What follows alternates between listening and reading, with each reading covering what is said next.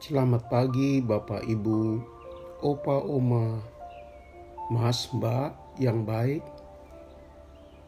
dan saudara-saudaraku yang dicintai Tuhan. Kita bersyukur kepada Allah dengan malam yang telah kita lewati bersama keluarga dan disertai Tuhan penjaga setia kita. Firman Tuhan pagi ini dikutip dari Lukas pasal 23 ayat 42 sampai 43. Yesus, ingatlah akan aku apabila engkau datang sebagai Raja. Kata Yesus kepadanya, aku berkata kepadamu, sesungguhnya hari ini juga engkau akan ada bersama-sama dengan aku di dalam Firdaus. Saudaraku, meski tengah menderita, Yesus masih peka dan menyimak apa yang berlangsung di sekitar bukit Golgota. Tubuhnya yang lebam karena pukulan, kulitnya yang terkelupas lantaran pukulan cemeti yang tajam, luka menganga bekas tusukan, tenaga yang sudah terkuras. Semestinya dia lebih memperhatikan rasa sakit dan ketidakberdayaannya. Ternyata tidak. Yesus masih mengikuti kata-kata olokan, hinaan, dan ucapan sinis tertuju kepada dirinya. Ia bahkan menyimak dengan baik. Terlebih dari itu,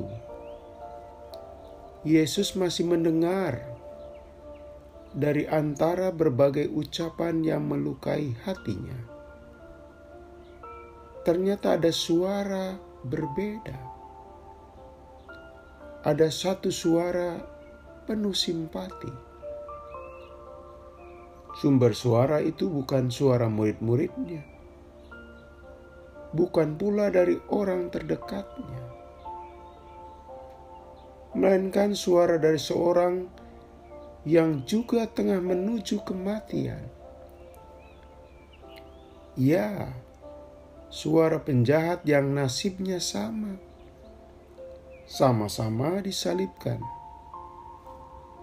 Dari orang yang sama-sama tengah disalib, ia mendengar suara berbeda.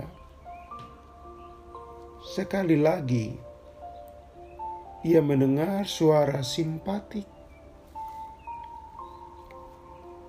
Dari mulai penangkapan, pengadilan, dan perjalanan ke Golgota, berbagai suara yang didengar Yesus adalah suara kebencian, cacian, hinaan, tuduhan tidak berdasar, olok-olok, dan pelecehan. Saat ia memasuki detik-detik terakhir hidupnya di Golgota, ia mendengar suara yang berbeda. Suara menyejukkan, suara bersimpati dan bernada tanda kutip membelanya, yang mengatakan, kita memang selayaknya dihukum, sebab kita menerima balasan yang setimpal dengan perbuatan kita. Tetapi orang ini tidak berbuat sesuatu yang salah. Suara salah seorang penjahat di sisinya menyejukkan hati Yesus. Suara itu tengah meluruskan ucapan penjahat lain yang bernada cemoohan atas diri Yesus. Bersamaan dengan itu, dari orang yang sama, Yesus mendengar permohonan yang tulus, penuh kerendahan hati, dan mengandung iman yang kuat. Yesus, ingatlah akan aku apabila Engkau datang sebagai Raja. Segera Yesus merespon suara yang berbeda, yang langka dia dengar sejak masa penderitaan yang dijalaninya. Dengan cepat ia bersabda,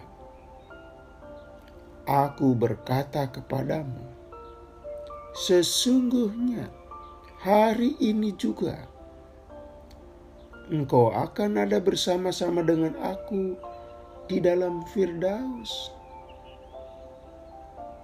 Saudaraku, di saat Yesus menderita, ia masih terbuka atas sebuah permohonan dan mengabulkannya. Sungguh, Yesus selalu punya tujuan atau orientasi hidupnya adalah memberi, dan memberi. Yesus melihat salah satu penjahat itu mempunyai keinginan terdalam agar dipenuhi keinginan terakhirnya sebelum ajal.